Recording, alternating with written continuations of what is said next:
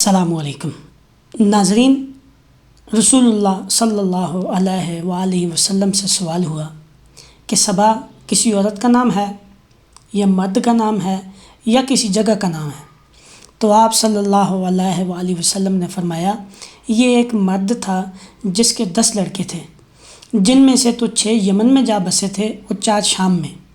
مزہج، کندہ، ازد، اشری، اغار، حمیریہ، یہ 6 قبیلے یمن میں تھے۔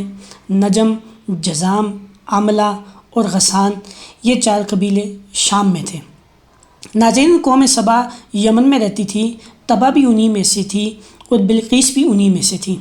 یہ بڑی نعمتوں راحتوں میں تھے، چین آرام سے زندگی گزار رہے تھے۔ ان کے دونوں جانب پہاڑ تھے جہاں سے نہریں اور چشمے بہہ بہہ کر ان کے شہروں میں آتے تھے۔ اسی طرح نالے اور دریا بھی ادھر ادھر سے آتے تھے۔ قدیم بادشاہوں میں سے کسی نے ان دونوں پہاڑوں کے درمیان ایک مضبوط پشتہ بنوا دیا تھا۔ دریا کی دونوں جانب باغ اور کھیت اگا دیے گئے تھے۔ پانی کی کثرت اور زرخیزی کی وجہ سے یہ علاقہ بہت سرسبز رہا کرتا تھا۔ حضرت قتادہ بیان کرتے ہیں کہ اگر کوئی عورت اپنے سر پر ٹوکرا رکھ کر اس باغ سے کچھ نکلتی تو کچھ دور جانے کے بعد وہ ٹوکرا پھلوں سے بھر جاتا تھا، یعنی درختوں سے اتنا زیادہ پھل گرتا تھا کہ ہاتھ سے توڑنے کی ضرورت ہی نہیں پیش آتی تھی۔ معرب میں ایک دیوار تھی جو صنعاء سے 3 منزل پر تھی اور صد معرب کے نام سے مشہور تھی۔ وہاں زہریلے جانور اور مکھی اور مچھر بھی نہیں ہوتے تھے۔ اللہ تعالیٰ کی یہ تمام نعمتیں اس لیے تھیں کہ وہ اللہ تعالیٰ کو واحد ماننے پر برقرار رہیں اور اخلاص کے ساتھ اس کی عبادت کریں۔ دونوں پہاڑوں کے درمیان آباد بستی اور بستی کے دونوں طرف ہرے بھرے پھلدار باغات اور سرسبز کھیتیاں، اور ان سے جناب باری نے فرما دیا تھا کہ اپنے رب کی دی ہوئی روزیاں کھاؤ پیو اور اس کے شکر میں لگے رہو۔ لیکن انہوں نے اللہ کی توحید کو اور اس کی نعمتوں کے شکر کو بھلا دیا اور سورج کی پرستش کرنے لگے۔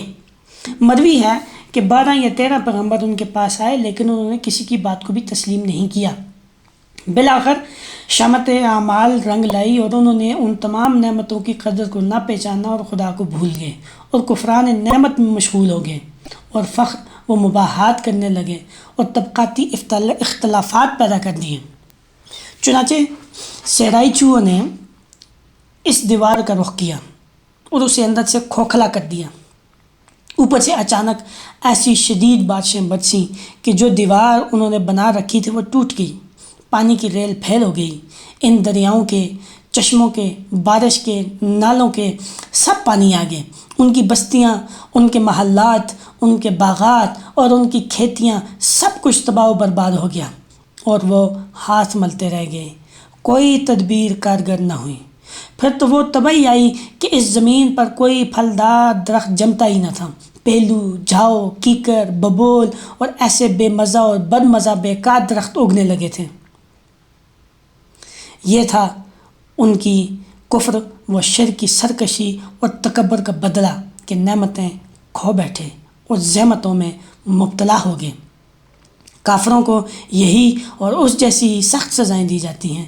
ابو خیرہ رحمۃ اللہ علیہ فرماتے ہیں گناہوں کا بدلہ یہی ہوتا ہے کہ عبادتوں میں سستی آ جائے اور روزگار میں تنگی واقع ہو، لذتوں میں سختی آ جائے، یعنی جہاں کسی راحت کا منہ دیکھا وہاں فوراً کوئی زحمت آ پڑی اور مزہ مٹی ہو گیا۔